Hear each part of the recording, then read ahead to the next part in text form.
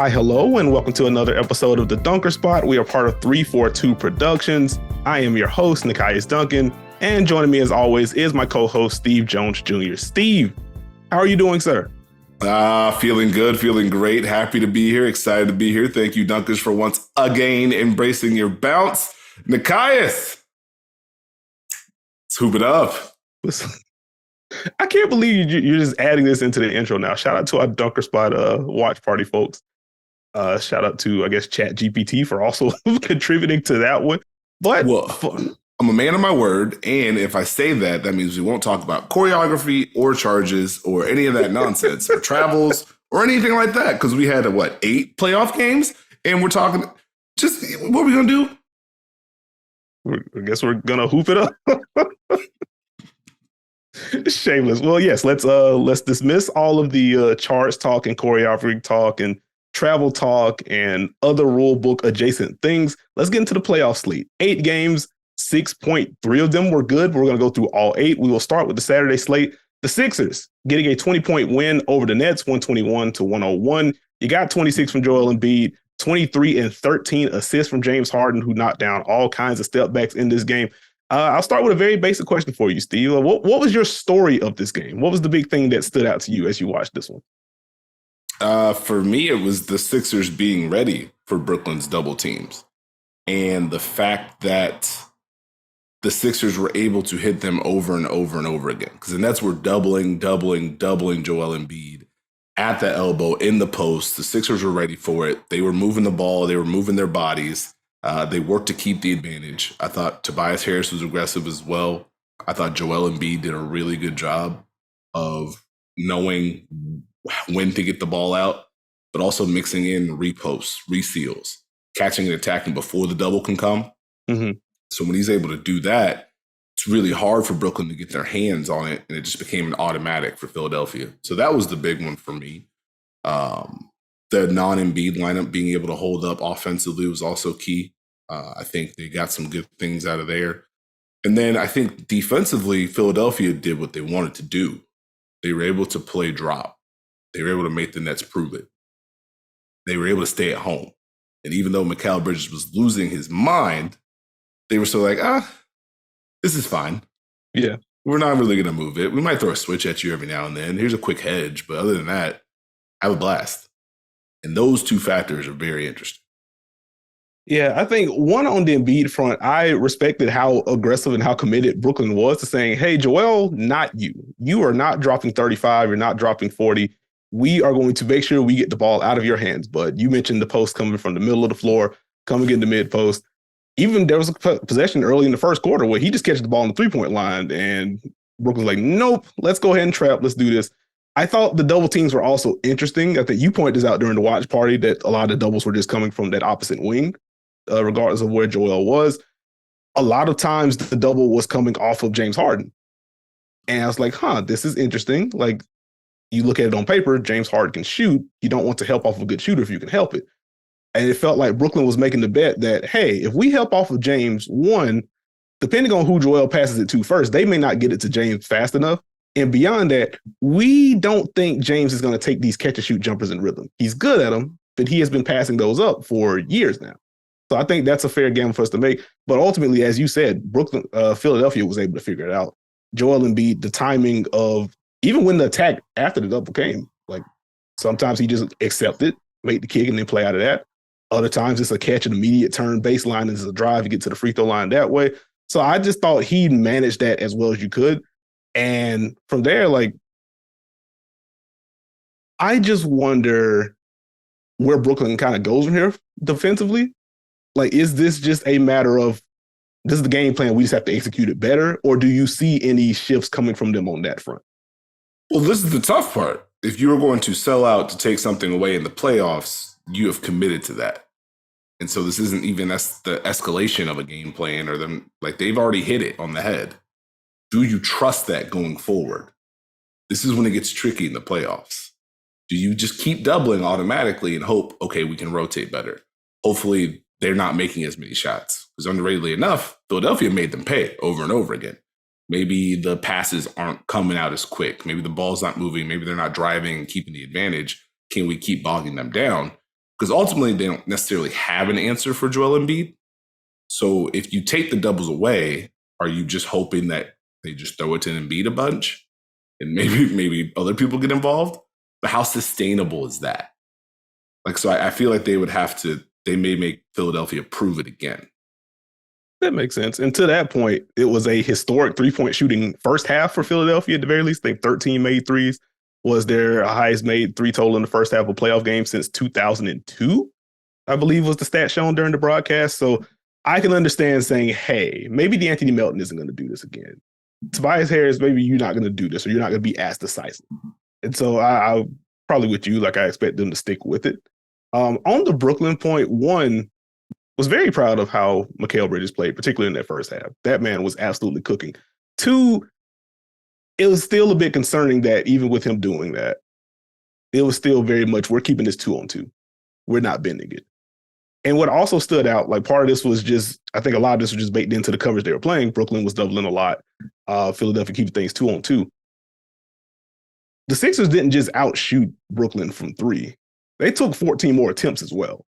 And I think when you're already at this kind of like top end talent disparity, Mikal's very good. He's not James Harden, and he definitely isn't Joel Embiid. You have to get the margin somewhere. You have to shift the math to you in some kind of way. Getting more threes up is going to be the easiest way for them to do that. They can't afford to not only lose the percentage battle, but also lose the attempt battle. I guess on the... Actually, I'll stick with Philly on this one. James Harden was very good in this game. Any concern at all about what he did inside the arc against Brooklyn in this game? No. He showed a willingness to drive. He went to the step back too. It was the control for me that made me say, okay, he's ready to play. Okay. It didn't feel forced. It felt like those are the shots he wanted. I did want to circle back to something you said with Brooklyn on the threes, right? Okay. Part of it is like, you want to take more, but for Brooklyn, they need to generate more threes. They've got to be able to generate more looks. You think about it, the Nets shot 55% in that game. From the floor, yeah. Philadelphia was just like, cool. Do you know how tough that is to swallow? And so for me, it's like, how do they open things up offensively? Do they start to attack Philadelphia's wings and guards? Is that something, do they go matchup hunting? And hopefully they can get to drive and kick from there. They sprinkled it in game one. Philadelphia added some more switching to their credit, but they also still helped. So it was like, well, I don't know what to do. And then with Mikal Bridges, he made all those shots until Joel Embiid switched one time. And it was like, oh, that's the thing that can happen as well. So it's just like Brooklyn's going to have to toggle the right buttons. They're going to have to get Dinwiddie going. They're going to have to find a way to get to their drive and kick, open some things up for Cam Johnson. I think there's enough offensively for them. But if you shoot that well and that's still a result, it's tough. It's very tough indeed. And I guess on the Brooklyn front, like I wonder what they shift offensively, because it's easy for me to say, hey, just take more threes. But to your point, you have to open those up. I do wonder on that front, do they try to hit Embiid a little bit more? Do we see screen him and then go into a pick and roll? Doesn't have to be Spain, but something just to get him moving. I mentioned earlier, there was a possession, I would say midway through the first quarter, Cam Johnson gets an off-screen three on the left wing. It's like, hey, can you loot? Embiid's going to be in a drop, more than likely. He's not going to be switching off-ball stuff. Are there pockets you can attack there as a way to just generate some threes and get some looks there? I think ultimately a lot of this is just going to be they have to play better. I don't think the double teams were bad defensively for them, but there's just going to have to be some cleaner closeouts on some of those. And then offensively, like they're going to need more from Spencer Dinwiddie than they got in that game. It's hard to ask for more from Mikal Bridges, but like there were a couple of possessions where they went guard hunting. They went guard pick and roll, got two to the ball, and Mikal didn't necessarily handle that well. And so if he does get the extra attention, and ultimately that's what you want for Brooklyn, we want a way to scramble Philadelphia if we can, you have to make sure you nail those opportunities too. Because if it's like game one to where, okay, we'll sprinkle in this switch. We'll sprinkle in two to the ball right here. If it's a turnover, Philly's just like, okay, cool. We got that answer right on the test. Let's go back to our base. Let's make them prove it again and make them make us move again. If you can't get to that point, Brooklyn is going to be in a world of trouble.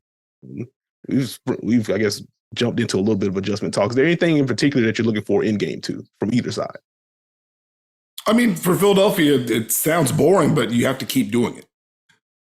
you can't let the success of game one influence the next game. You have to continue to execute offensively, share the ball, and you got to be as locked in as you were defensively in game one. You need that effort, you need that activity.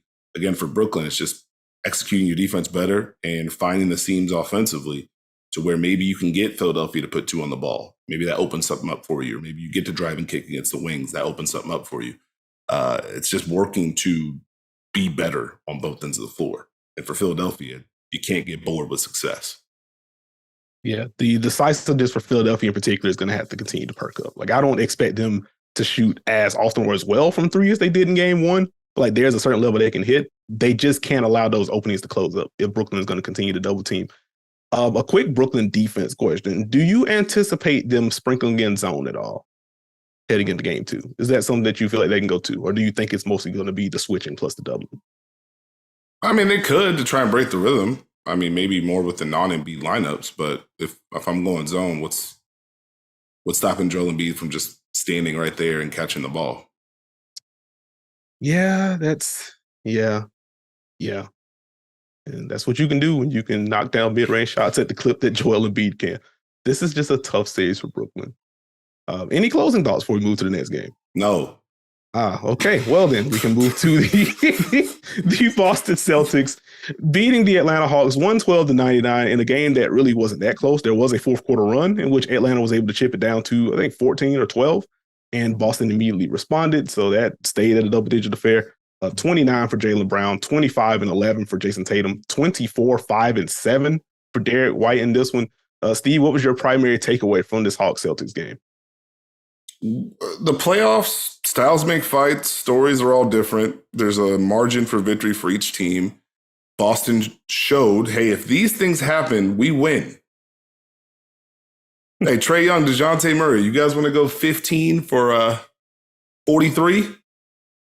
High five us. We'll take that W, yeah. Like, it's if you go down the checklist, Boston's playing defense. Boston's playing with pace and tempo, and they're moving the ball, and they're driving.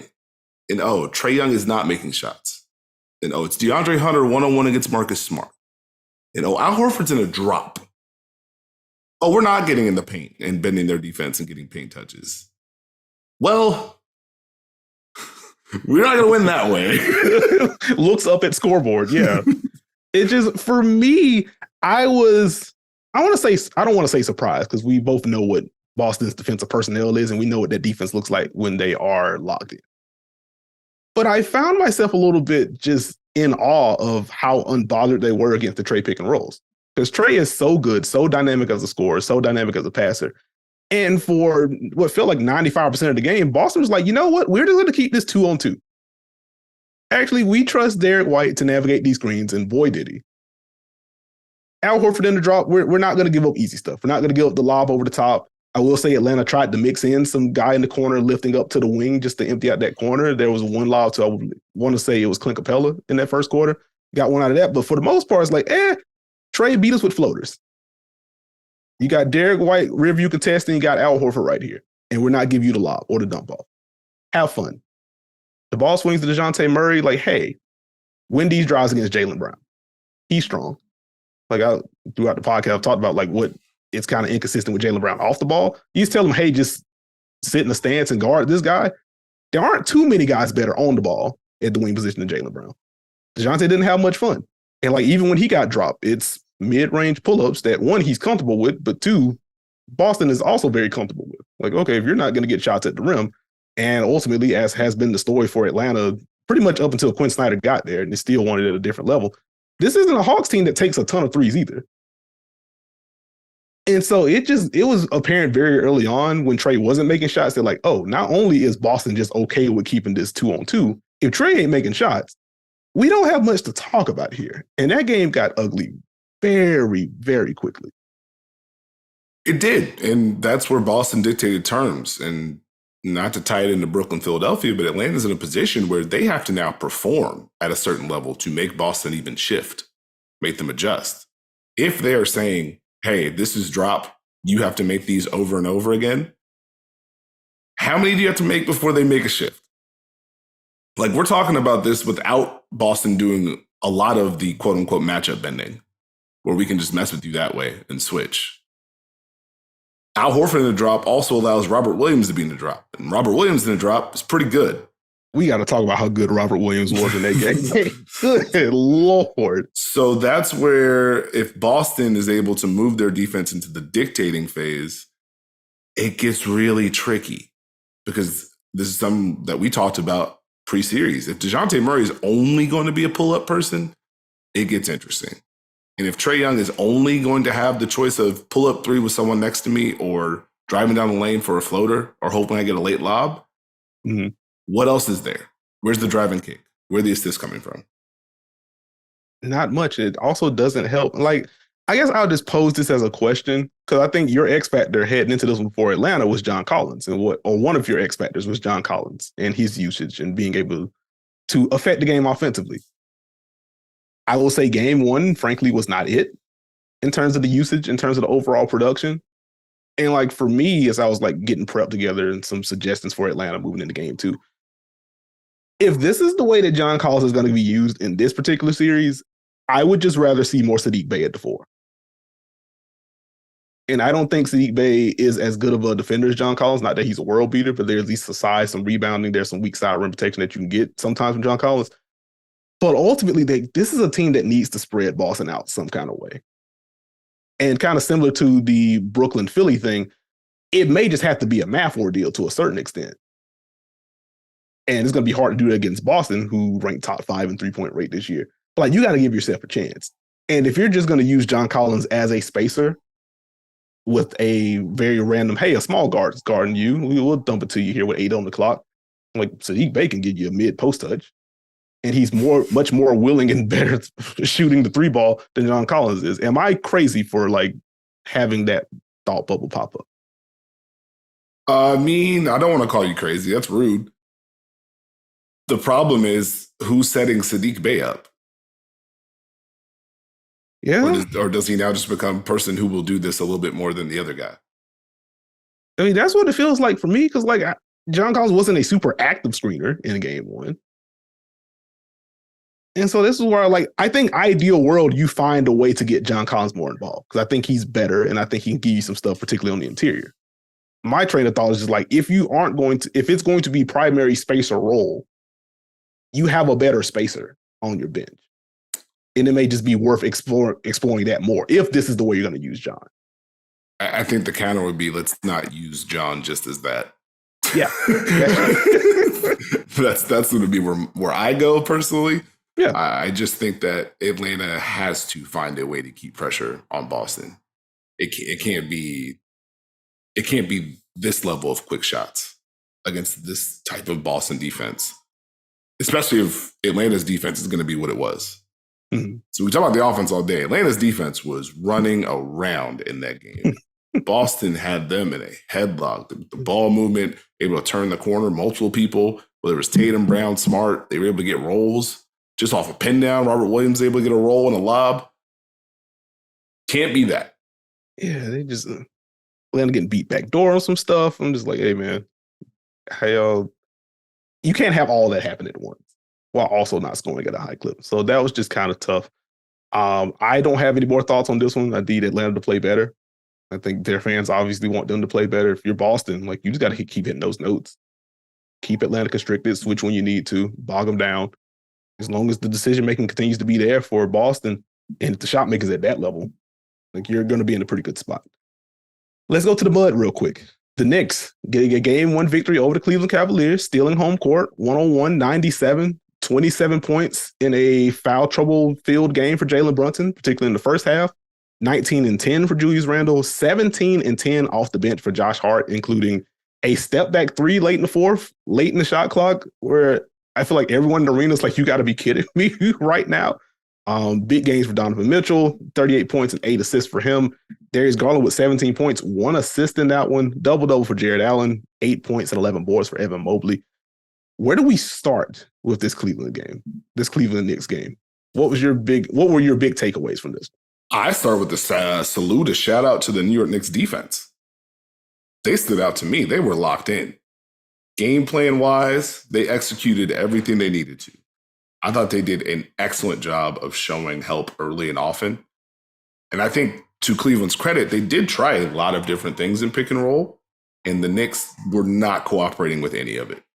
Hey, you want to go empty corner, you want to empty the whole side out, you want to space Donovan, you want to go pistol, you want to screen into it. Cool. Our help is going to be pulled over early. If we have to, we'll show help from the strong side. And we're just not giving you what you want. So if you go back and look at that game, you can find so many clips where the roll is happening, Jared Allen is spaced at the dunker spot, and Mitchell Robinson's like, well, I'm out. Or a short roll is coming, and Mitchell Robinson, well, I'm here. He was incredible with his help in the paint to disrupt Cleveland's flow. I think like just being able to stay that consistent with your help was massive. They literally just told Cleveland, we don't think you have enough people to beat us. I do not think you do. I thought they were active and physical, which took away Cleveland's off-ball actions. You saw the impact of having Grimes, having Barrett, having Hart, being able to use those guys to guard both of Cleveland's guards in Donovan Mitchell and Darius Garland. And now you take some things off of the menu for Cleveland's offense. We're now, okay, you want to get to your off-ball stuff? Sweet. It's going to take 8 more seconds. And we're going to be right here the entire time. Yeah. And if you do get off, yeah, here's a stunt. Here's some more help. Just to remind you that 5th guy's over there. And then I thought they did an excellent job of mixing their coverages. Something you spoke about was, hey, are they going to take away Darius Garland? And they really worked to. But they mixed things up, which I thought was the key. With their 4s, Julius Randle, Obi Toppin, at the level trap. We're active. With their 5s, we're still going to be at a drop. How do you catch a rhythm if you're Darius Garland? And depending on who's in the action, you have to deal with size of the rim, help coming from somewhere, and size pursuing and navigating that screen. They never let him get comfortable, which is something Cleveland has to fix going in game 2. They gave Donovan Mitchell the drop, which I didn't expect. I got to take my L on that. They got to be careful, though. I don't know how many of those you want to give up if it's a closer game, but to each their own. And just the consistency they had taking that 4th or 5th guy from Cleveland's lineup and saying, nope, not you. Mm-mm. Hey, Evan Mobley, Jared Allen, you guys got to prove it. Yeah, and you've been sprinkling in the question throughout the regular season, like, hey, where are you at on these bigs, particularly on the offensive end? It's like, well, I trust both of them as decision makers. I think they're both really good finishers. Like, there are going to be some matchups just from a spacing perspective where they get tough, but like, I don't feel bad about them. And it's key not to get, not to overreact to game 1s. But like, man, basically everything you had questions about felt like it popped up in that game 1. Where it's like, all right, cool. 1-4 pick and roll, Evan Mobley short roll, and then it's brief hesitation and then go. And it's like, hey, this is a bunch of space. Maybe don't take that extra dribble into the contest against Mitchell Robinson. You don't want to do that. And then sometimes like, hey, you don't want to rush that. Like, it's fine. Like, let's survey it a little bit. And I think that speaks to, one, how keyed in New York's defense was. Like, props go to them before any kind of slander or anything. Their defense was keyed in. And you mentioned the 1-4 pick and rolls being trapped, or the 2-4 pick and rolls being trapped. To bounce off your point, it's a lot easier to do that when, okay, I can just sit home here. You're not getting this empty dump off. They're trying to put a core on the strong side here. All right, that's fine. We'll send some help. And if he's in the weak side, well, we're definitely peeling in. And if you try to screen at all, we don't really care about it because ultimately there's a whole bunch of size in the primary action. We don't think you're going to make this skip. Not because you're not good enough to make the pass, but you are so much in this phone booth when trying to navigate this and when trying to drive. And now you have pressure coming into your face as well as you drive downhill. We don't care. And I will say, to the Donovan Mitchell point, 1, the shot making was wild, but 2, he kind of had to just get a little quicker on the trigger with the way he was being defended sometimes. And like, that's the kind of balance that I'm going to be tracking into game 2. Because to your point, like, they gave him drop. They did have their bigs creep up a little bit closer to the level as game went on, but it still wasn't a full blown, we are going to trap you or we're going to be fully at the level. A lot of those pull-up threes that he made were shots that New York probably feels pretty good about. Like, okay, if he's taking pull-ups, these are the type of pull-ups that we want him to take. We don't want the high ball screen 30 feet from the basket. He's pulling up from 26 feet. Our big man is at the free throw line. That kind of drop. We're not giving him those. He's not going to see those in this series. if we can get up to the 3-point line or like a step or two below that, and the contest is there, we don't worry about fouling them at all. I think they're okay with that shot diet. And Donovan Mitchell shot very well from 3 in that game, but like that's just kind of tough. Cleveland has to figure out a way to get Darius Garland going.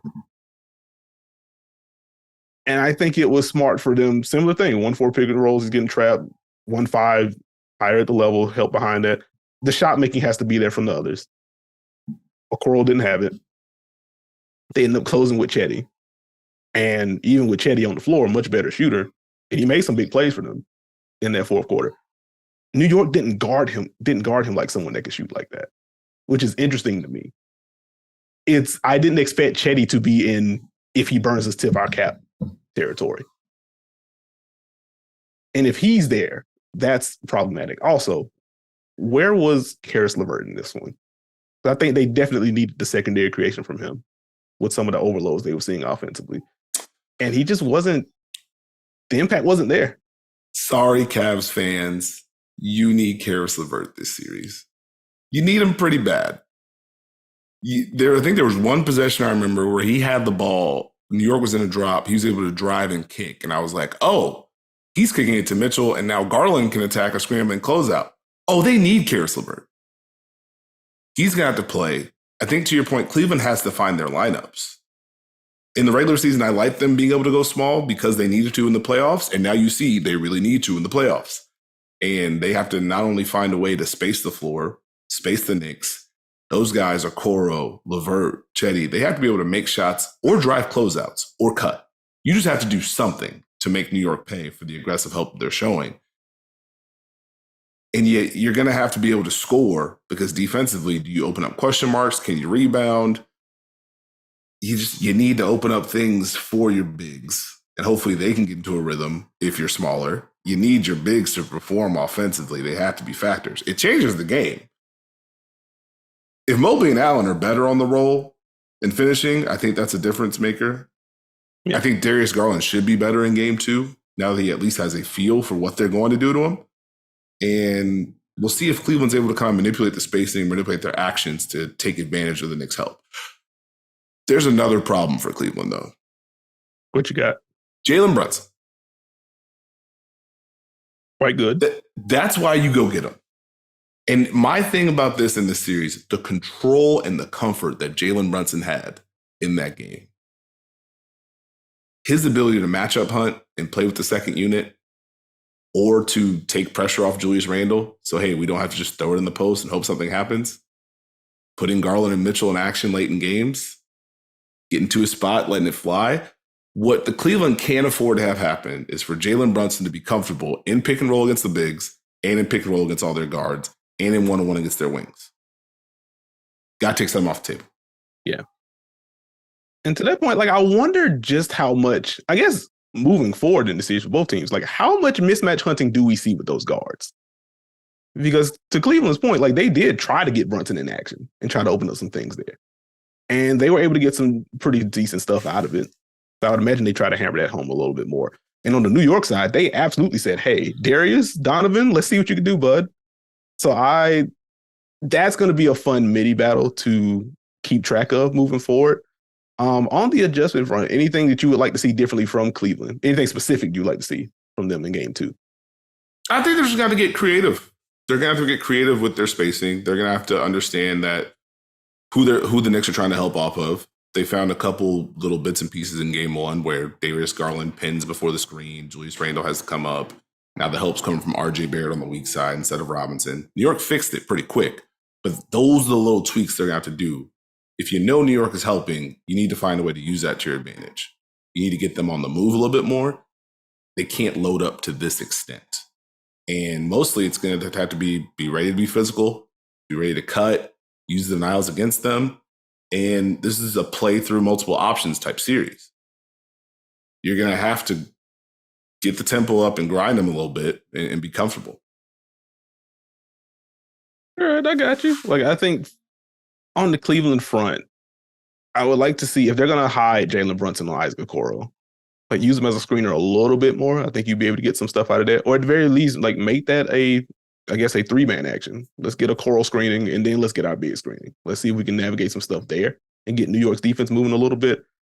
Other than that, this feels very much like a Garland has the feel for it. We just need you to play a little bit better. Evan Mobley in particular, like you just have to finish shots in the mid-range area or lower. Like you just have to be able to nail those short roll opportunities. Like I don't feel like it was bad from him. The scoring portion, it just wasn't there. He's gonna have to be better. Processing, there's some slight hesitation, but overall didn't feel bad. But like this is how small the margins are. And considering how much the Knicks were trying to restrict space, it's just got to be better. You know, the wild part is the Knicks offense wasn't that great.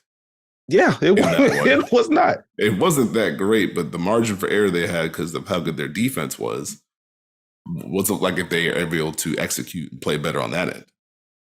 Yeah, like wasn't the most efficient game for Julius Randle. First game back in a few weeks now after the ankle injury. The Knicks, as much as I parade their bench, and I think their bench overall was pretty good in this one. I saw Isaiah Hartenstein made big plays, talked a little bit about Josh Hart. Very quiet night for Emmanuel Quickly in game one. Interesting. He came off the bench, right? He did. Oh, okay. I see what's going on here. Okay, well, let's move to the most electric game of Saturday night slate. The Kings, a 126-123 victory over the Warriors to get game one.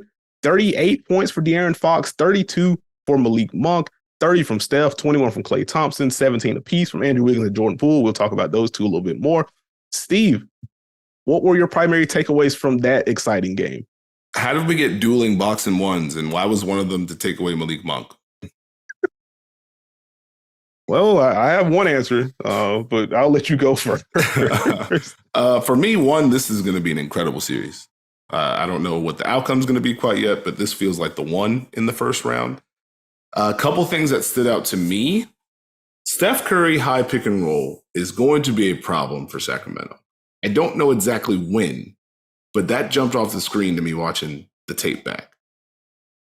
Sabonis has to come up high. If it's Looney, you might be okay because it's a long roll for him. If Golden State can figure out enough small ball stuff to where it's Draymond rumbling down from that high, what does that open up? Does Steph Curry add the drives, add the threes, add the pull-ups? How much do the Warriors want to tap that button? Because we've seen them flip a series saying, hey, we're just going to run empty corner pick and roll. All right, fine. Sorry, Houston. We're just going to run that, and that's going to be that. So what does that open up for Golden State? I thought it was a series, a game where both teams felt comfortable with the pace and the tempo. I think both teams give each other a margin for error when it comes to quick shots, turnovers, so that's fun. What stood out to me was the space that Kevon Looney and the Golden State Warriors gave Domantas Sabonis. They said, hey, man, big fella. Come on down. we'll see you in the paint. So I thought Kevon Looney did an incredible job of playing off. He was playing back. He was waiting for Sabonis to initiate contact. He was contesting almost every time in the paint. The secret is the Warriors' wings would also come in and fly by, which is a very little thing. But when you think about Sabonis, his counter is, well, I'm just going to hit you really hard and then pump fake and then go up. And all of a sudden you just see like a GP2 or a Dante just jump and swing at air. It's like, what you doing over here? So that was a little thing. I thought Draymond being able to guard him one-on-one with some of those second unit lineups was also interesting because it's like, well, no. Let me show you what I did to Jokic last year. The secondary part about that space they gave Sabonis was it really allowed the Warriors to turn up defensively their activity against the handoffs. They were really getting the bodies. They were really working to deny. They were trying to fight over. If they were cuts, they knew they had someone back there. And the handoffs are so important to Sacramento. So I want to see if Sacramento can adjust there. The counter is you gave a lot of space to De'Aaron Fox and Malik Monk. And those two seem to enjoy the space that they had. Boy, did they. And Malik Monk, whether it was from 3, from 2, he was doing great. But De'Aaron Fox was able to lead the dance. I don't know how much you want to let that happen in this series. It starts with one, shout out to the Kings for getting their first playoff win in a very long time. And that crowd was electric. And just on a personal note, very glad that I got to hear Mark Jones and Doris Burke on that call. That was a game tailor-made for them. I enjoyed it. The Warriors defense is kind of where I landed, especially at the rewatch, because the drives from Sacramento had them fighting for their lives. And you just made the note about how they tried to safeguard against Sabonis and the aggression against the handoffs. And they have been the most handoff heavy team in the NBA. I think I was looking it up this morning. Sabonis logged 15 handoffs in that game, which is well below where he normally is. You normally get 15 between Sabonis plus Herter in a game. If Sacramento can just say, you know what, fine, we will just drive the basketball, and the Warriors don't have an answer for that, that's going to be very, very, very problematic. I was a little surprised we didn't see more of like Draymond or De'Aaron, but I just look at the wings. Like I think we can all recall the highlight in the fourth quarter where Klay Thompson gets matched up with De'Aaron Fox and Dance Dance Revolution ensued. Andrew Wiggins didn't have much fun. Dance Dance Revolution, he says. It was kind of tough. But like, that's what you can't allow. Like, Klay had a tough time. Andrew Wiggins had a tough time. Jordan Poole really had a tough time. And this is before like he had the ankle tweak late in the third quarter. They have to find a way to contain the drives, because it's just going to be a different way for the Kings to generate the movement that they want to get from the handoffs and stuff anyway. Like ultimately, they just want to get you to make a mistake, scramble your defense, and we're going to get a shot at the rim, or we're going to kick it out and get a three out of it. If it just becomes fine, we'll remove the fluff, one screen, or just clear it out. We go, and now you got to help. It's just going to start the chain all over again. So that's the big thing that popped for me in that one. Like the containment just was not there for Golden State. Which is interesting because going into the playoffs, you had that concern with Sacramento, and it got flipped in this one. Yeah. I guess I'll ask the question. How important, or do you believe in Golden State's ability to get paint touches against Sacramento, either via the drive or the cut? But I do to an extent, and I think to your earlier point about the high pick and rolls from Steph, like I also want to note just how high those picks were being set. Like, this is darn, like Steph crosses half court, here comes Kevon Looney.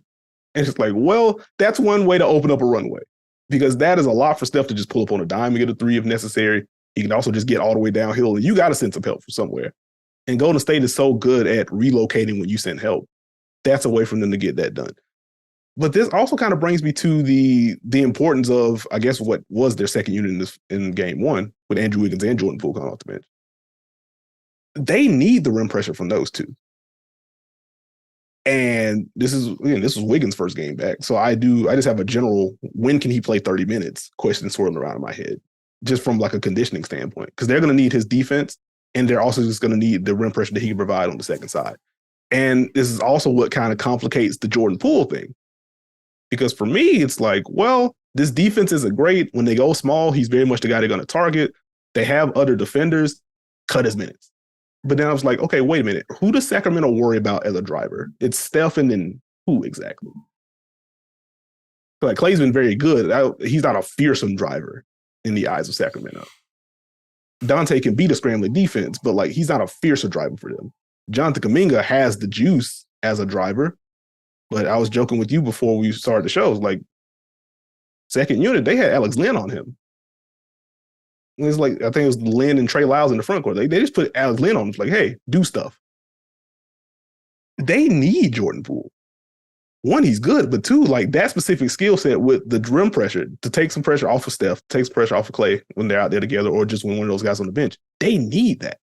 And if they can't get the rim pressure from him because of the ankle or because the defense doesn't allow him to play that much, it does get a lot tougher for Golden State. Or I'll say it just gets tougher for Golden State to generate those kind of looks off of drives.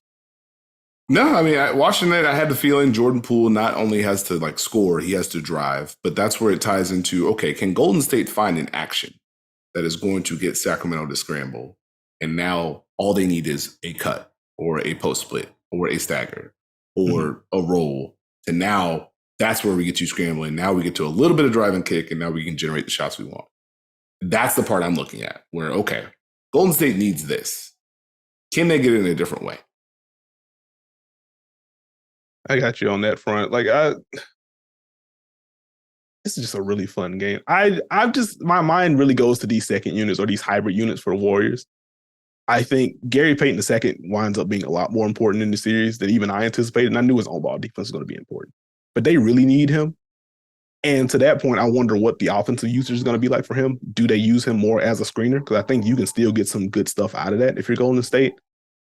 Again, the pool stuff is pretty obvious. Kuminga under 10 minutes in this game. Like, I do wonder, like, what is his viability? Because if they can't find the lineups for that to hit, then that just gives more room for Sacramento to say, hey, we're just driving the basketball.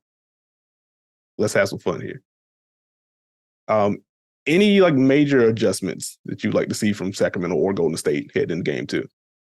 No, I mean, nothing major. I think for Golden State, it's just going to be, can we tighten things up defensively? And then can we continue to generate the kind of shots that we want to get? Do we feel more comfortable with the lineups that we're throwing out there at different times? Can we continue to bother Sabonis? Can we disrupt their handoffs? Can we force them into some of this one-on-one type stuff that they can do, but maybe they don't want to do as often? And then if I'm Sacramento, can we defend better? Can we handle the Curry pick and roll better? Can we continue to keep our base? Are we going to open shots up? Are we ready for Steph Curry to have a better game? And what that can open up? Hard to believe. But yeah, I think if I'm Golden State, I'm looking at Malik Monk and saying, not you, not again.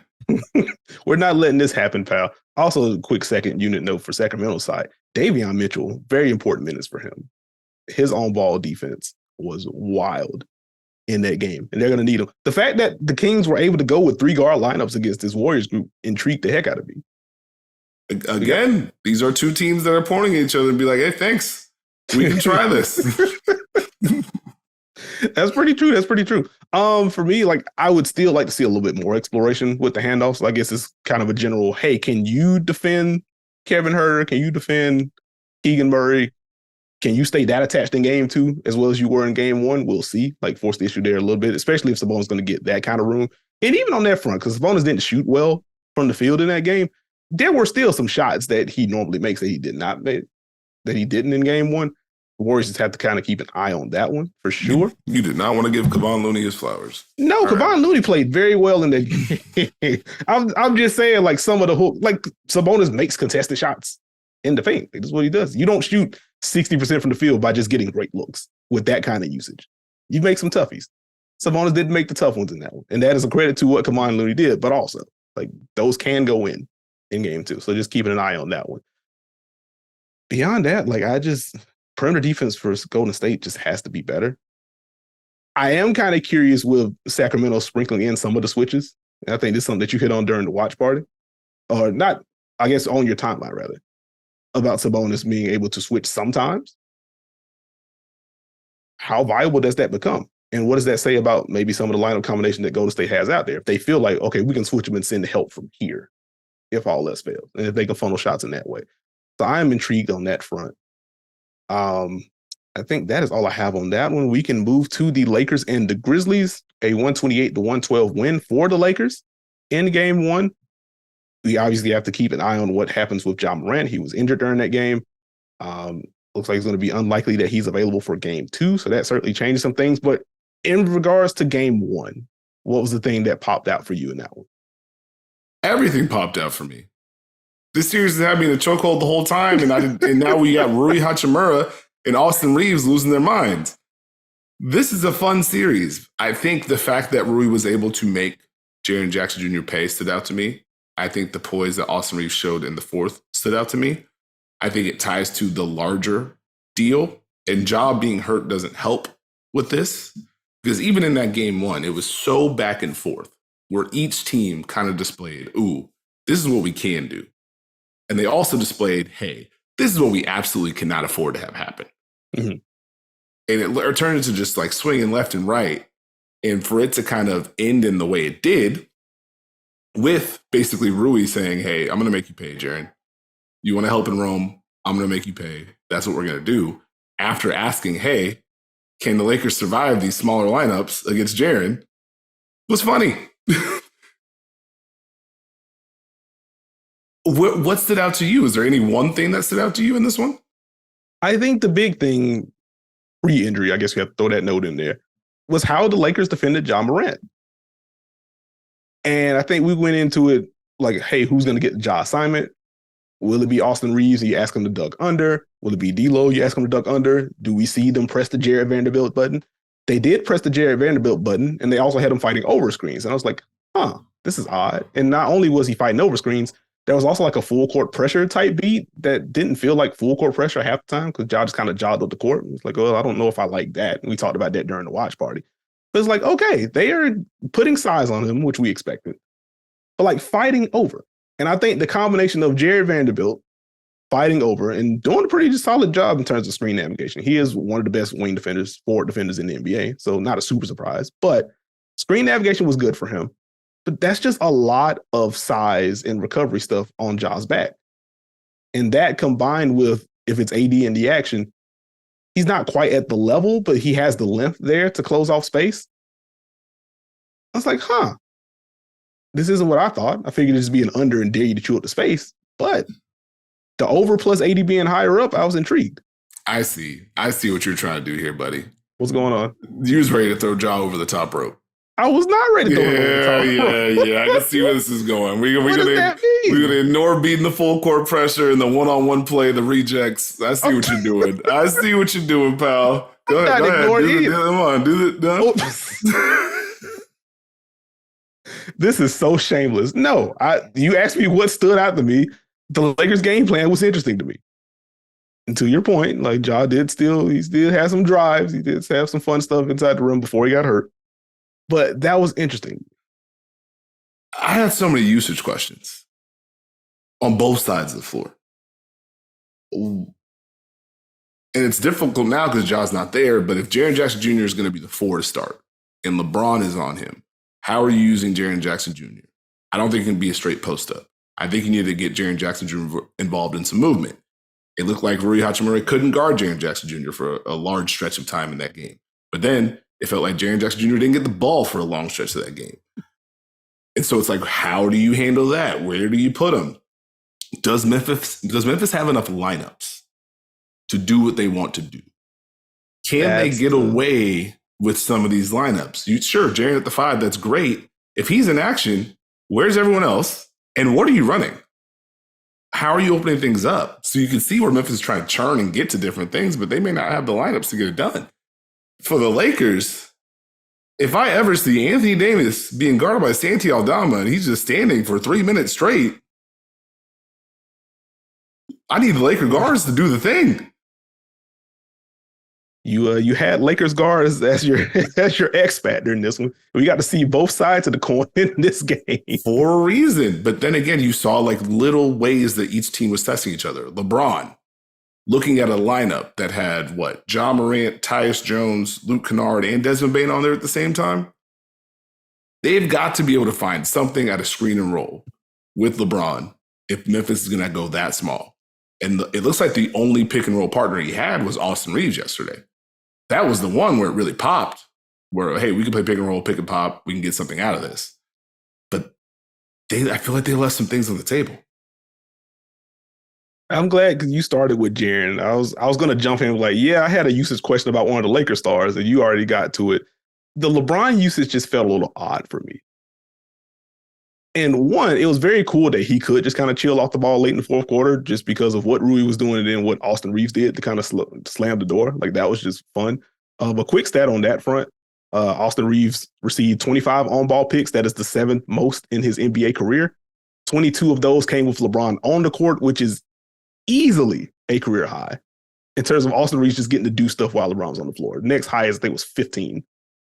So it wasn't close. LeBron very much said, hey, you cooking, you got it. And he delivered to that point. But yeah, on the LeBron front, it's just like there was a possession, I think second quarter, ended up being a turnover because LeBron threw a behind-the-back pass that was pretty ill-advised. It was him and it had Rui screening for him. It's like if you're going to do the mismatch hunting thing with LeBron, or if you're just going to go inverted with LeBron as the handler, like use Austin Reaves. Find some better combinations. And if you're going to have LeBron screen for someone, like let's empty the corner for him and make that tougher. It just felt like when they did go to LeBron ball screens, again, it wasn't a super involved on-ball game for him in that regard. But if you're going to go to that, like make sure it's optimal. You can get more out of this. So I think just, I guess, looking ahead, like That's something that Lakers can do better, regardless of what Ja status is, and regardless of what the match or the lineups are going to be for Memphis. Like, there have to be smarter ways to use LeBron. I would also say on the Memphis front, the fact that I am saying, hey, they could have used LeBron better, and you're down a game, that's not great. But I guess even on that flip side, is Jaren having 31, and we had usage questions from him. So the fact he can get better. I looked that up for you, too, because that's something that you noted. Came off of 4 off-ball screens in game 1, a little bit below the season average. And, like, none of those were, like, Jaren really coming off of a pin down into the corner, some of the exit screen stuff that they do with him. No staggers for him. You have to vary that up. Like, make LeBron navigate stuff. Or best case scenario, depend if you're going to go stagger with Jaren Jackson Jr. If you have someone small as the second screener, maybe you get a switch there. Maybe you get D'Lo to switch on to him now. Also, just a general Memphis lineup note. You mentioned some of the smaller lineups that he went with. Some of that was just because Dillon Brooks is in foul trouble. And they really can't afford for him to have the foul trouble game. They need him out there. I guess beyond usage stuff with Jaren, is there anything else you'd like to see from Memphis heading into game 2? Well, I think if there's no job, there's going to have to be a lot more ball movement. I think there's going to have to be a lot more Desmond Bane. And I think he's still going to be very important as the player who can bring the Lakers defense up to the level, which can open up the roles for them as someone who can come off movement sets and maybe open up some roles that way. So I'd like to see that, see them move the ball more. On the Lakers side, it's very clear if they can get to drive and kick and they are knocking down shots, the series is right there for them. But it's going to take effort to get to the dribble penetration. So are they going to hit the right notes with empty corners? LeBron and AD going to open things up? They have a template, but they now have to be ready to defend in a different way. So while Ja may be out, this is a Memphis team that has played without him before. This is a Memphis team that may have some more movement without Ja. Are you ready for that? That's a good point. Before we move on, like, I feel like I just used browse a footnote in this one. 22 points, 12 boards, 7 blocks, and 3 steals for Anthony Davis, who is just dominant on both ends of the floor. Also, just glad he's healthy. A little bit of a scare towards the end of the second quarter there. Did come back.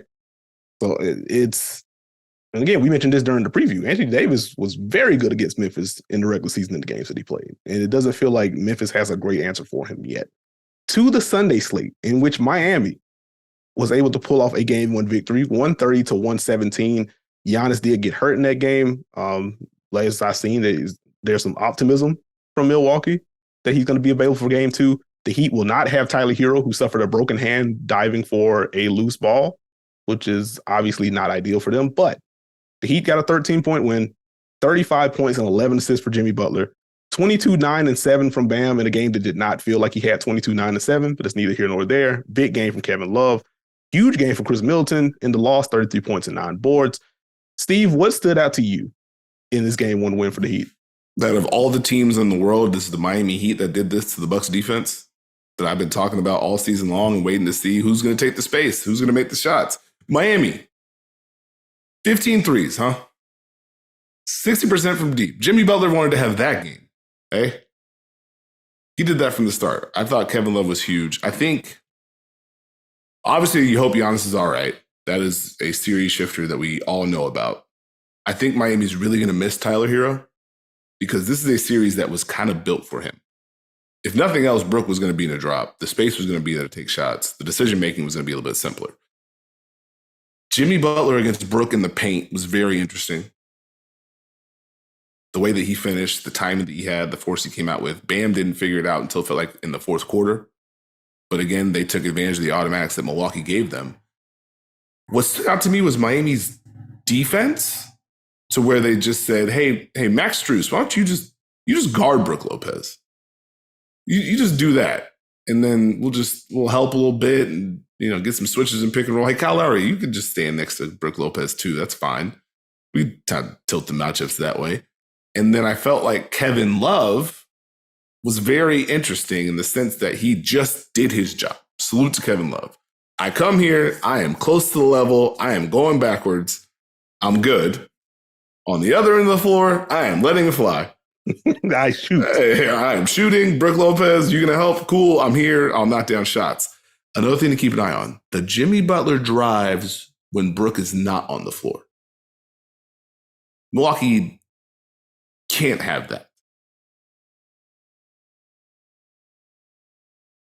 Very good stuff. from my dear friend Steve Jones Jr. When you mentioned the name of Brook Lopez, something just flipped in my head. And it took me back to the frustration I had watching that game. The seasoning. Where was the seasoning? Man, listen. All props due to what Miami was able to pull off on Sunday. I do not understand Bobby Portis getting what felt like 13 times the post usage that Brook Lopez did while being defended by Max Strus.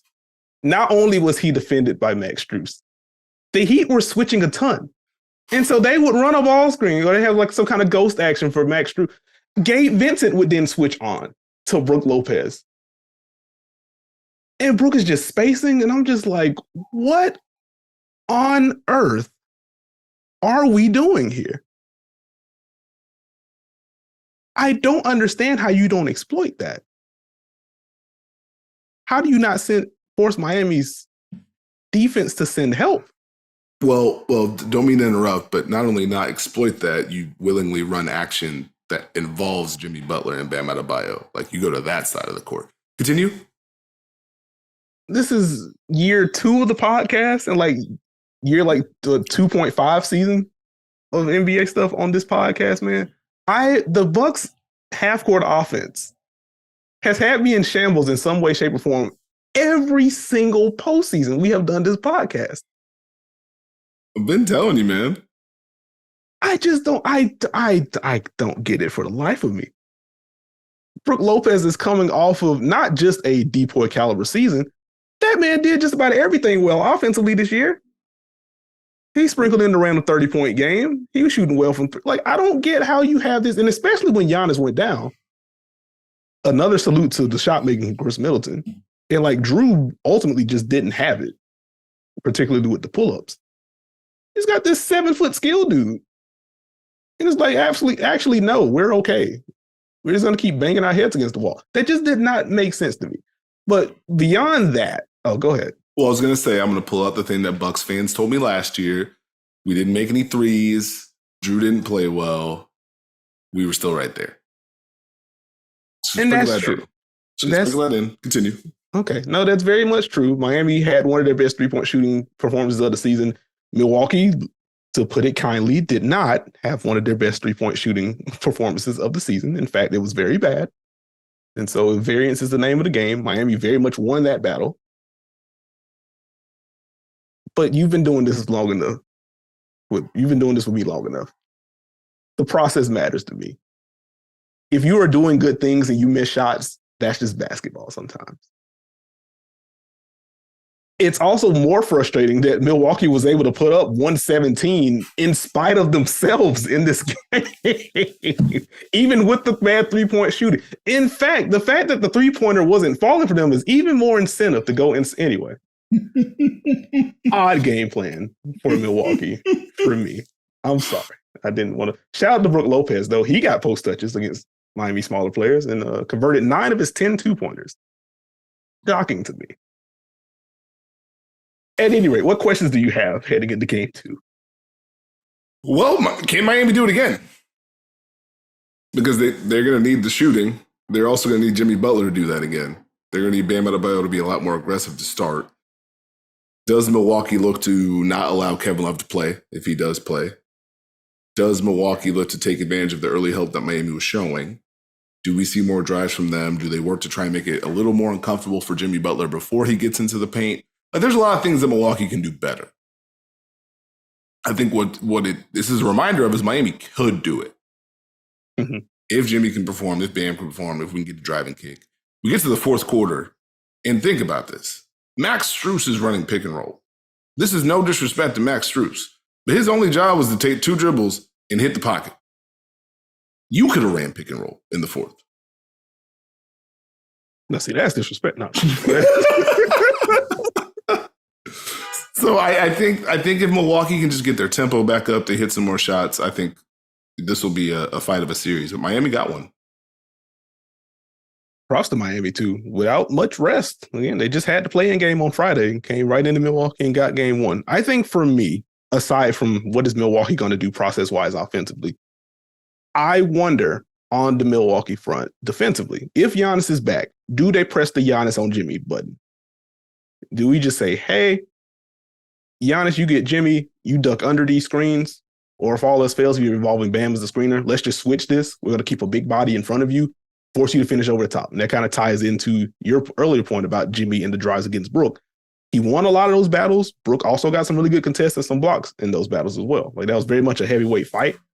Do you just push that to the table like, hey, we're not letting you do that anymore? And if you do, you have to have the greatest jump shooting / finishing game of your career to do it. And then you got to do it 2 more times if you win. That's kind of where I land on that front. And then for Miami, it's a very general thing since Tyler Hero's out.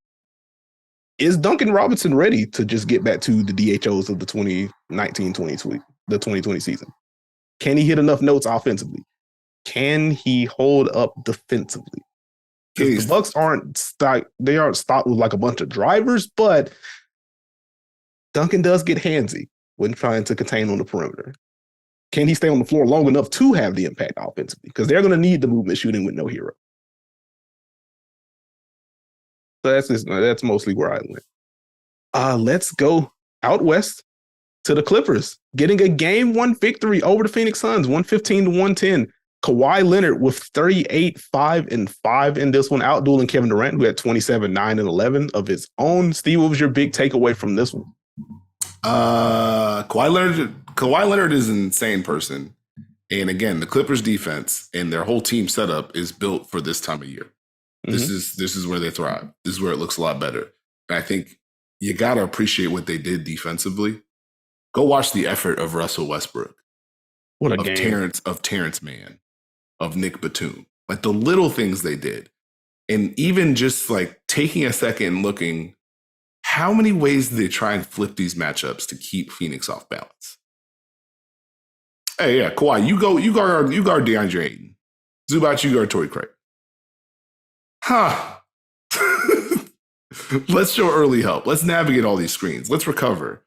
That's what stood out to me. And then Kawhi Leonard just doing the thing over and over again. What stood out to you? Yeah, man. We were on the same page. What I had written down was like, hey, the Clippers bought down Phoenix's half-court offense. They had a 92.9 offensive rating in the half-court in that game, which is well below where they've been since Kevin Durant arrived. And especially with their big 4 on the court, with Chris Paul, Devin Booker, KD, and Ayton. I love the way that they flipped the matchups in this game. And not only did they go, like, cool, we're going to go Kawhi on Ayton, et cetera. Like, we're just going to, timeout comes, we're going to switch that again. We're going to flip that again. Okay, Zubac, you get the regular matchup this time. Kawhi, you're on Torrey Craig. We're going to do this. Aaron Gordon, you take KD this time. Actually, Russ, you take KD this time. Actually, Nick Batum, you get him this time. Chris Paul, you ran a high pick and roll with DeAndre Ayton in the first quarter. They got Russ switched on to him, then you got a dunk. Next time down, it's Nick Batum on Chris Paul this time. No, sir. If this is going to be a switch, we got a bigger man on DeAndre Ayton now. They just pressed the right notes. And I think zooming out, we have been wondering, like, hey, what is the fifth Phoenix going to look like? And game 1 is where it really stood like, oh, this is really important for them to nail who the 5th person in this lineup is going to be. Because between putting Zubac on Torrey Craig and just what happened otherwise when Craig wasn't in that spot, like it wasn't a lot of minutes for Josh Okogie. Ish Wainwright had a spell, missed a crucial corner 3 in their 4th quarter. They tried Terrence Ross, and God bless him. The defense just was not there. A lot of Landry Shamet for Phoenix, which, like, fine. But, like, I think they missed campaign not being able to have him in that game 1 to provide some kind of secondary creation off the bench. The second unit gap, I think, is really what stood out for me in this one. No, I hear you there. I think that may be something that helped. The Clippers were helped by, obviously you miss Paul George, but things are simplified. Everyone knows what their role is. Everyone knows what their minutes are going to be. They know what they got to come in and do. So it's huge. Do you want to talk about Chris Paul? I think we should talk about Chris Paul. So I've asked this before, and I will continue to ask it. What are the Suns going to do when Chris Paul's put in action? Because my friend, my pal. Mm-hmm. Didn't go so great. Was not ideal. So feather in the cap for you there, sir. I'll say offensively is where I felt a little bit weird with Chris Paul as well.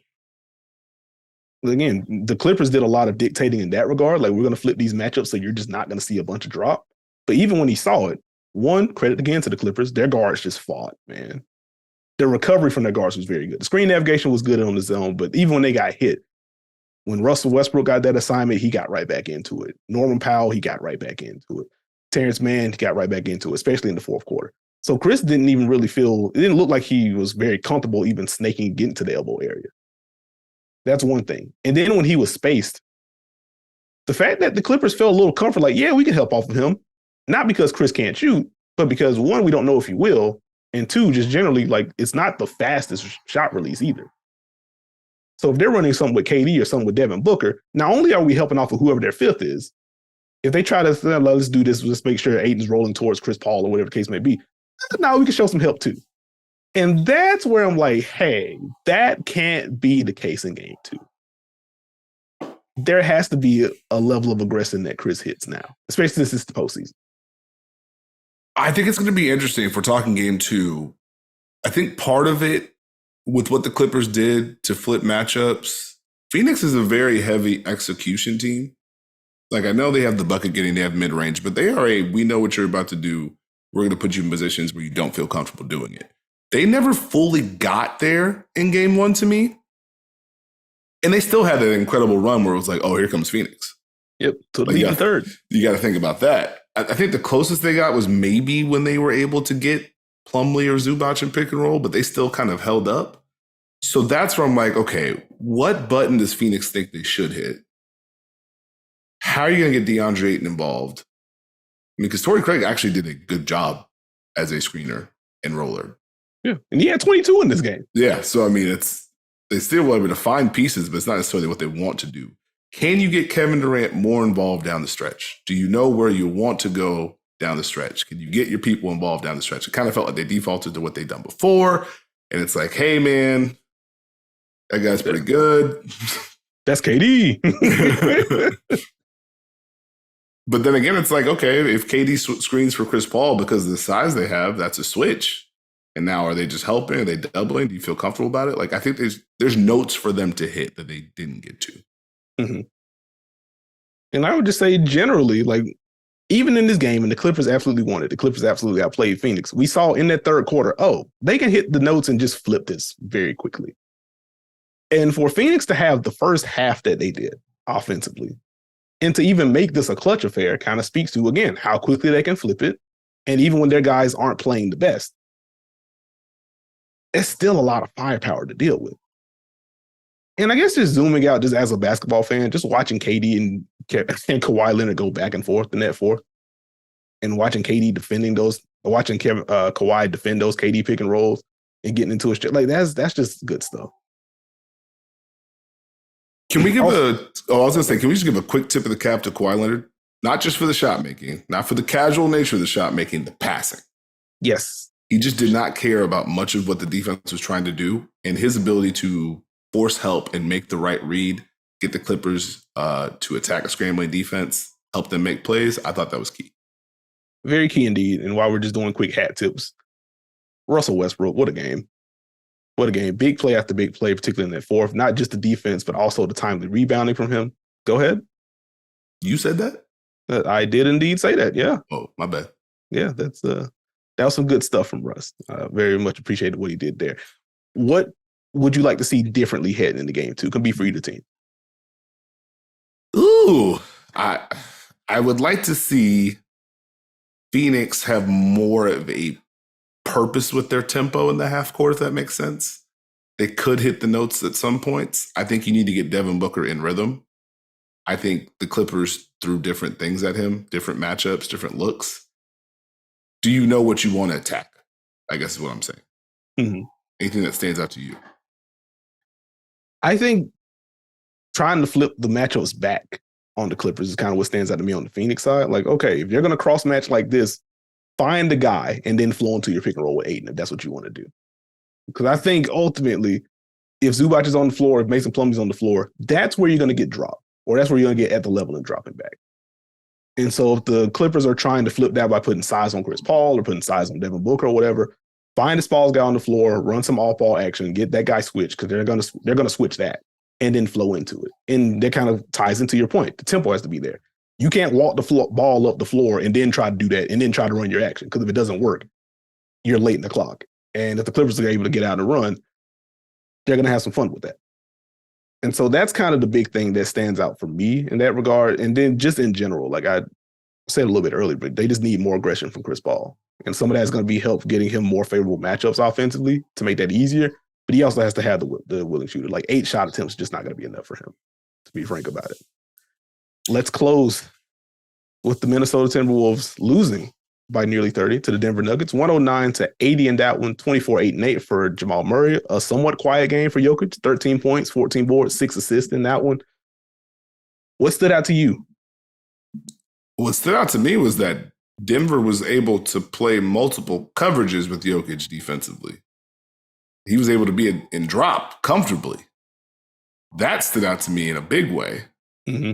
So if he's able to mix in, hey, I'm at the level and hey, I'm in drop, that's tough. That gives Denver comfort. I think the toughest part for me is just the fact that, and I thought Minnesota did some good things as far as Mike Conley looking to get the automatic pocket pass to Kyle Anderson. But if Minnesota can't score, this series will not go very long. And I know that seems very obvious considering you need to score the most points in basketball, but flow-wise, you're giving Denver way too much room for error. So if Jokic is comfortable mixing his coverages and Denver's able to get stops and run, it's very tough. I would like to see the balance of Karl Anthony Towns going forward. At the start of that game, it felt like he was patient against the switches. He was catching, getting to his spot, going over, and then it kind of felt like a lot of three-pointers. So can he find the balance there? Because Minnesota can't afford to not have him going. What I had in my notes was, and I quote, Minnesota wasn't able to really establish anything. It's kind of where I landed. And that, again, ties into Denver being able to mix in coverages. The fact that it wasn't a big, oh my goodness, the ball is pinging because Jokic is at the level. Like, no, they were able to run some drop with him. They got to the level. They were able to help elsewhere. I kind of worry about the Nickeil Alexander-Walker minutes. Like, I don't even think he was bad per se. I think the defense was fine. Jamal Murray was still able to get the better of him, but like the defense was mostly fine. I worry about him offensively because I don't think Denver treats him as like a scary threat out there. And I think when you combine that with, oh, cool, Cat's in the action, we're just going to switch that, combined with, hey, Rudy Gobert, depending on who the handler is, we don't know if he's going to get the ball. And 2, we feel like we can contest at the rim, especially if we're in a drop. You got too many things working against yourself if you're Minnesota. And so that really stood out to me. How many Conley Gobert pick and rolls do you think we got in that game? 12? 8 per second spectrum. Oh, that's close. Yeah, like that's not a lot, considering like that's generally going to be that'll be your drop point, depending on the lineups. Like that, they had Jokic on Gobert, they had Aaron Gordon on Cat, and again, a lot of those Cat actions were switches anyway. That's going to be your point, and also part of the reason why you brought Conley in is to help get big fella involved.